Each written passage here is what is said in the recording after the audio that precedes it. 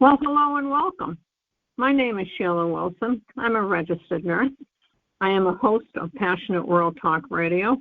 The CEO is Lillian Caldwell, and the station manager is Jeannie White. I have a nonprofit called StopHealthCareViolence.org.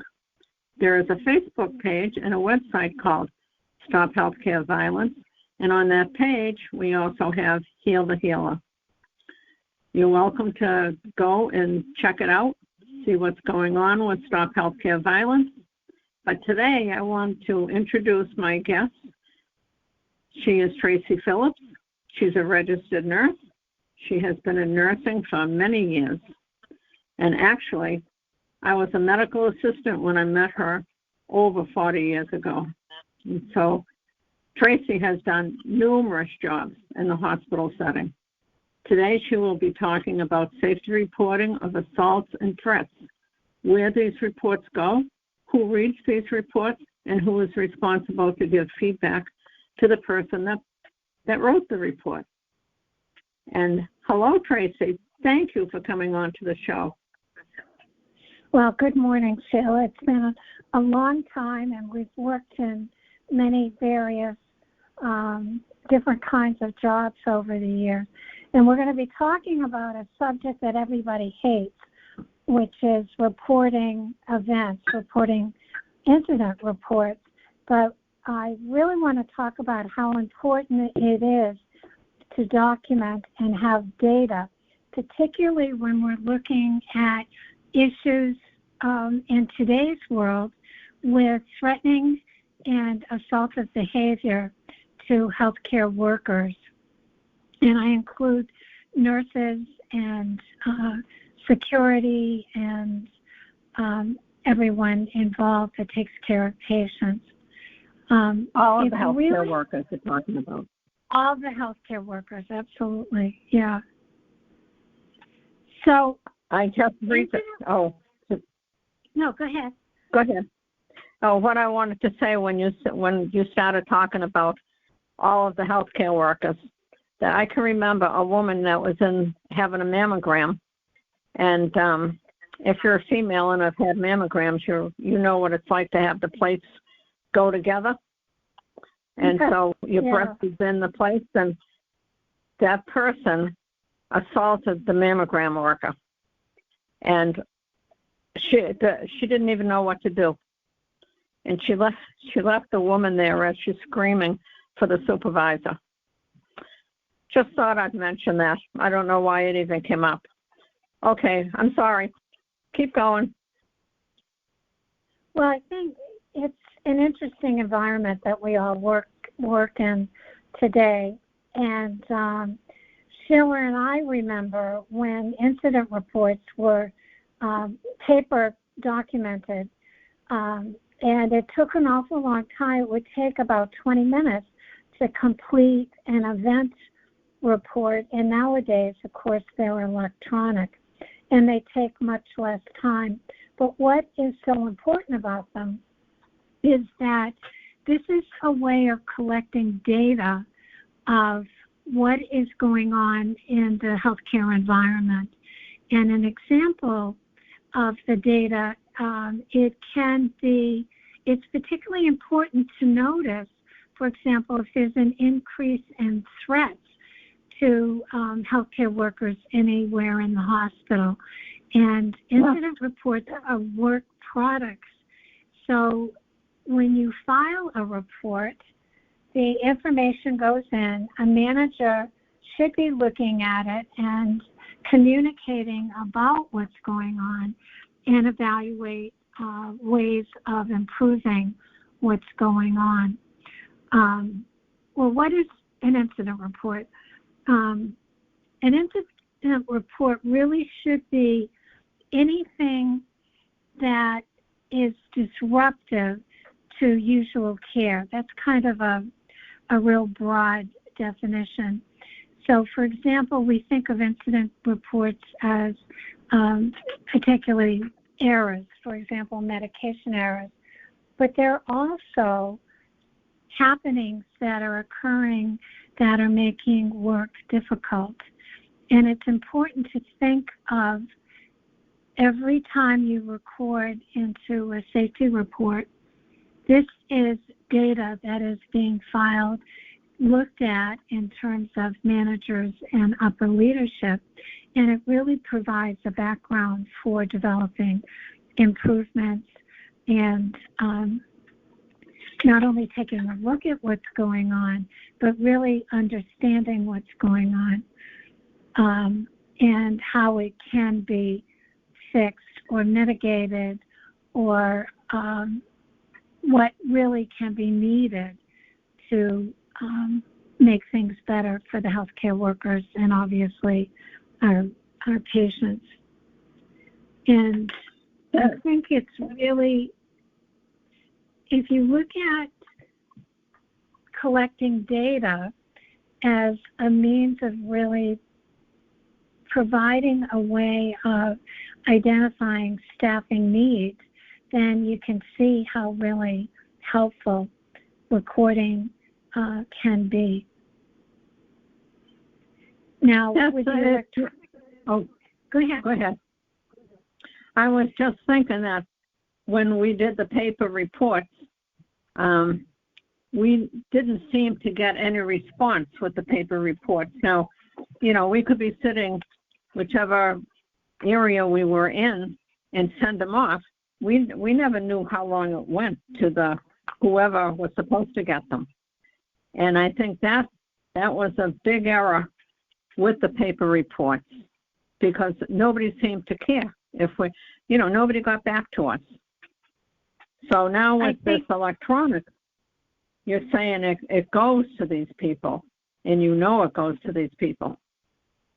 Yeah, in the majority of hospitals have for even over 10 years using electronic reporting systems. And the reporting systems are updated based on the particular facility. But when the advantages of the electronic, one of the advantages is that it will input in patient information that you don't have to handwrite. For example, if you place in the patient's medical record, it will input patient's name, address, and that kind of information.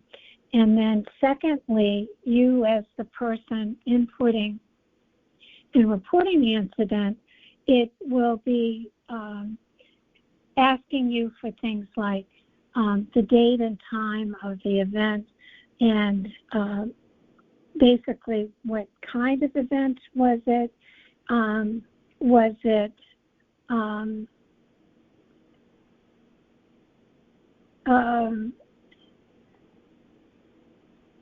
having a senior moment right here.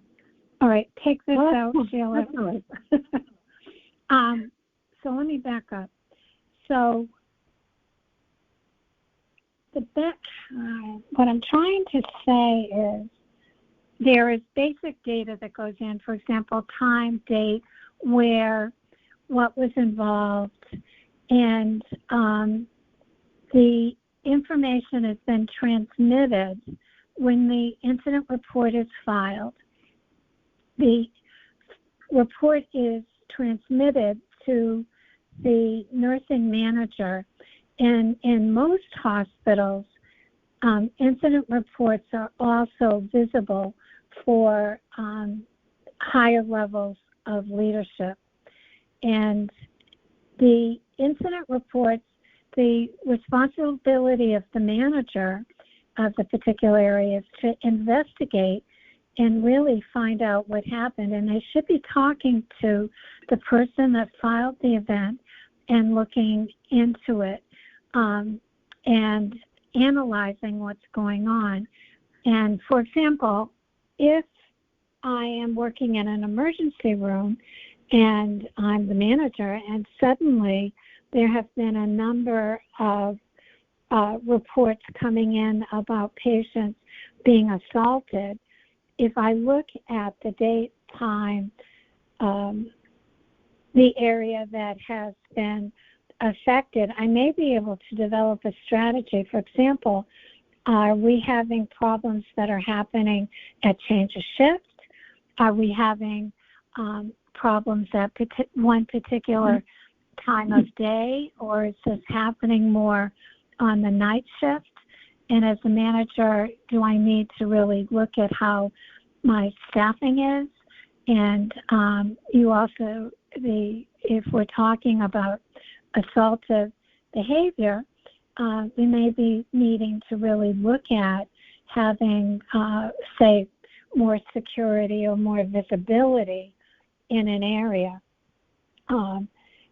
present. So really, an event needs to really be investigated, and then ideally there should be an action plan, and this information should go back to the staff member.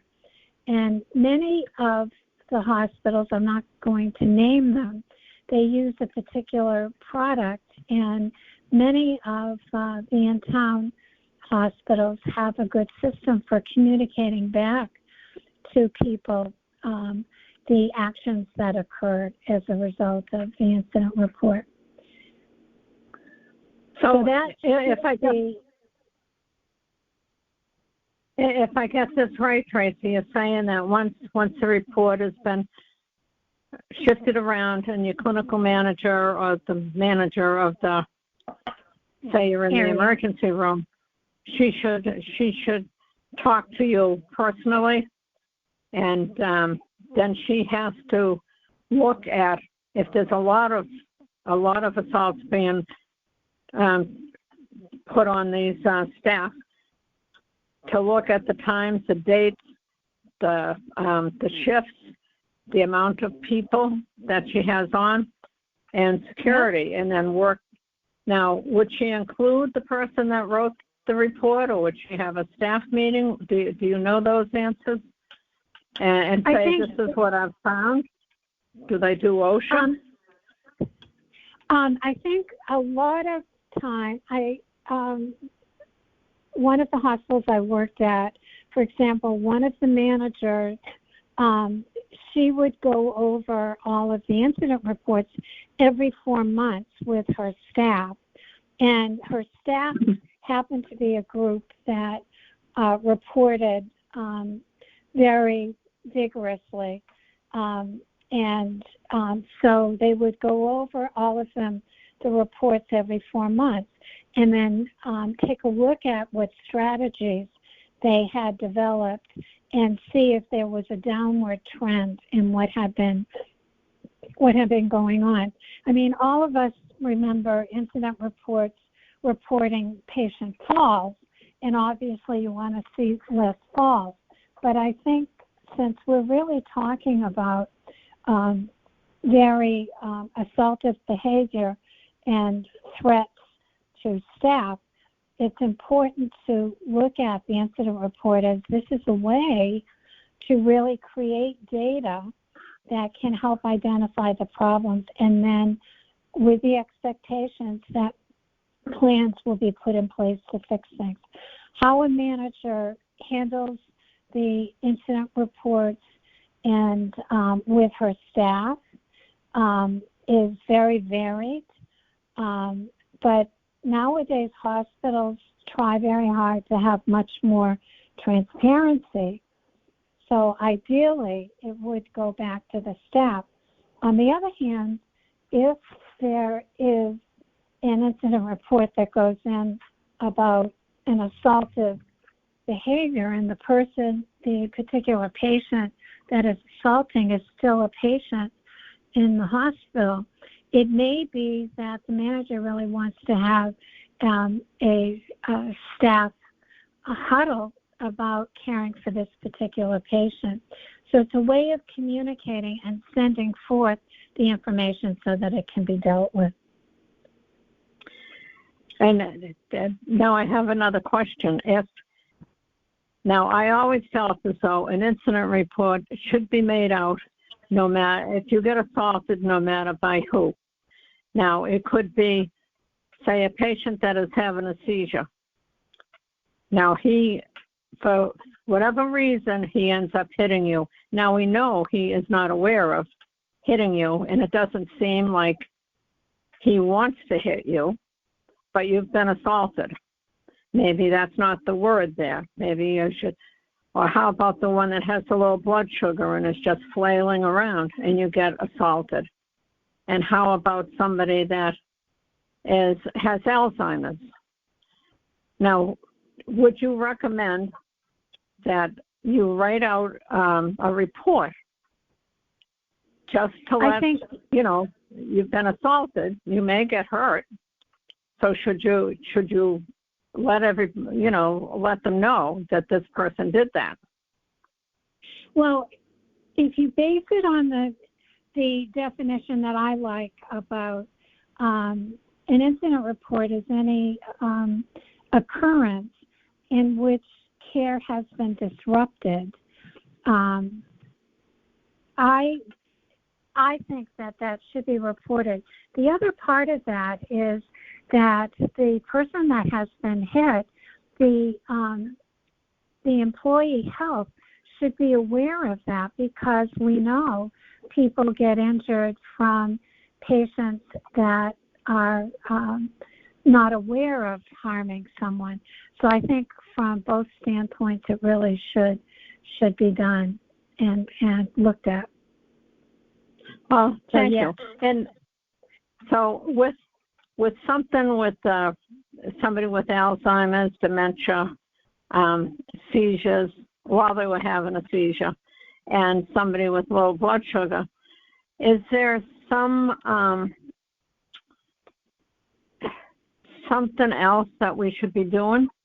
I mean, the de-escalation, is there any information or education as to when you first walk? And I know what it's like as a nurse working in the ER. When a patient comes in, you usually run to them. If somebody's having a seizure, or you don't run when somebody has dementia because they're still there, and, running to them would cause more problems. But is there any type of de-escalation that you know of that would help us with say, these three that I just mentioned? Well, I think the first way I want to answer your question is, I think that one of the tools that we all have is we have a monitor, which is our gut feelings. And I think sometimes in taking care of patients, be whatever their diagnosis is, if you get a feeling of like a subtle threat or something is going on and your body is reacting, it's really important to pay attention to that. Now, that doesn't mean that that's going to happen every time you're assaulted. For example, when I was a student nurse, there was a patient that was not known to, this was in a psychiatric setting, there was a patient not known to be the least bit assaulted, and the patient attacked me and significantly choked me. So spontaneous things can happen, but I do think if you're getting a feeling something's not right, I think it's important to say to our other staff members, and again, we are busy, but we need to be working together and saying, maybe it's not just one person walking into the room to deal with this patient.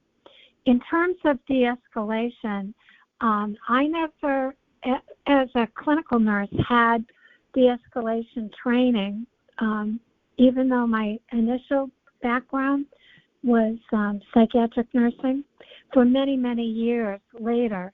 And I found it was an incredibly valuable tool. And I do recommend that. I think that is something that really should be considered and used in acute care settings. And actually, I think for anyone, because some of the tools they teach you with de-escalation, for example, making sure that you don't turn your back on a patient, making sure that there is a clear walkway for you to get out of the room. Those kinds of little tools are very, very helpful when something very unexpected happens, so that you can actually leave an area. I think that with, different, like an agitated psychotic patient or an agitated Alzheimer's patient and so forth, that it really is impossible. If somebody is flailing, to really have one person in the room. I think the staff needs to look at it as a way of having a team effort, and how they decide to do that really should be something that is a strategy that they have in place. I think that's really, really important information about the de-escalation. And I remember for years that I worked in the emergency room, I never turned my back on a patient. I always walked out sideways. And that saved me from a lot, because sometimes the patient just leaps and you don't expect it. But it's that's really important. Whatever your gut feels, you need to work on it, and to get somebody else and walk as a team into the patient room if you're afraid of anything. But there was another question when we were talking about the assaults and writing out the safety reports, and I don't know if you know the answer to this. How does OSHA get involved? Or does it get involved with these now? I did patient safety in hospitals, and my role did not involve OSHA, because OSHA it's a separate entity, and right. So I can't speak to that at all. But incident reports are viewable by public health. For example, if there's a complaint generated by a patient or the patient's family, when they come in to investigate the complaint, they will ask to see any incident reports about the patient. So again, it's important to report events that happen, but also it's really important to use the tool of an incident report and report threats, verbal threats. Do you know how long that would be? If everybody decided that, well, now that you're talking with the electronic one, maybe it would be faster, but do you know how many threats that happen, when you worked in the ER? We're threatened when I was there, I would say probably 7 times in a shift, if not more, just one of us. They always threaten us. You better get that doctor in here, or I'm going to bite your fingers, or I'm going to slap you, or, this is what, that would be really, so what would happen if we did make out these reports? Well, maybe they are being written out. What are you talking? Be more specific for me, Sheila. If you don't report an assault, then it's like it never happened. So, and again, nurses are incredibly busy. The incident reports are supposed to be streamlined so that the basic reporting should be done in less than 10 minutes. And because remember, a lot of the information, like the date, time, is coming through electronically, and the patient's name and so forth. So you're recording what kind of event it was. Do you feel that there was any harm? And then a brief description, and all the description is just facts. For example, patient patient reached out and grabbed my arm and turned it back 90 degrees. That's all you'd have to put into it. So I think the more information and the more data you give into a report, not only is it protecting, it's protecting you, it's documenting what happened to you. And say you had your arm bent back and you thought your arm was fine, and then a few days later you realize you're having trouble with your arm and your shoulder. If you have an incident report in there about it happening, there's no discussion that it didn't happen. So it's going to help you that way, and it's also going to help the manager of the unit to really be able to do different improvements. And some of the improvements need to be environmental, really having better visibility of patients in different areas, so on and so forth. So I know it takes time, and I know it's annoying, but it takes a lot less time than it did years ago. And this is the way you get improvements. So that would be a big job to try to get the healthcare workers to write out reports. But do you have any, after maybe listening to this, and how important it is that they could spend that extra, well, if it's only 10 minutes to write out an incident report, but the fact that if you're writing out an incident report because you yourself were injured, and, maybe go to the occupational health nurse or whatever, and you're protected. I don't think we ever thought about us being protected by the incident reports. And when I was working, doing the just the paper reports, you might get punched in the face, or you could get your back all squeezed up, or you could get kicked or whatever. They were never written out. One of our nurse leaders, I saw her picked up by a patient and thrown up against the wall. She slid down, and I said, "Do you want me to help you with the incident report?" She says, "I'm not going to write it out." So, but see, I think part of it is the old way was not a good way, and I also think nobody realized the extent of harm being done to health care. It's not only just healthcare workers, but security and different areas in the hospital, and certainly in psychiatry.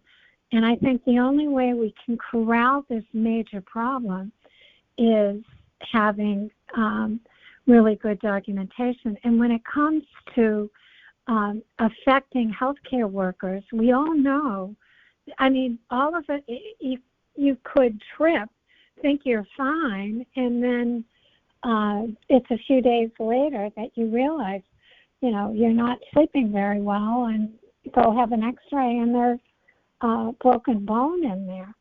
So again, it's protection for you, but it's right. It really is important. I also think, in terms of, if you find the way the electronic reporting is, if it's taking too long, and a lot of the hospitals were considering very short forms for reporting events, and I'm not sure how many did that. But if you, for example, it's fine to criticize the reporting system and talk to your manager and see if, that incident report took, I was late getting out because of how long it took. It should be quick. You're only reporting factual. You're not giving a big detail about what happened. You're just reporting the facts, and it's brief is better, as a lawyer would say. But again, I think somehow in the past, all of us did not report everything that was going on, and maybe part of it was somehow it was thought that these things happened. Well, there's Me Too, and then there's Me Too with hospital staff, security, nursing assistants, dietary, whatever. This really needs to be looked at. Also, yes, a number of hospitals are putting up signs alerting patients and families that they expect very appropriate behavior, and they will not tolerate their staff being harmed either. And that's important. Right. And they also have a sign that says what the patient is to expect from the nursing staff or the medical staff, which is important as well. That's mandatory. Yeah. Oh, it's mandatory. It's mandatory. Well,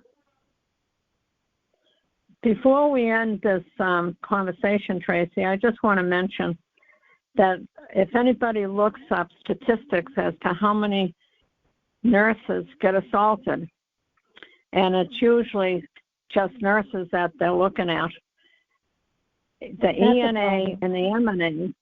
I'm sorry? And that's a problem.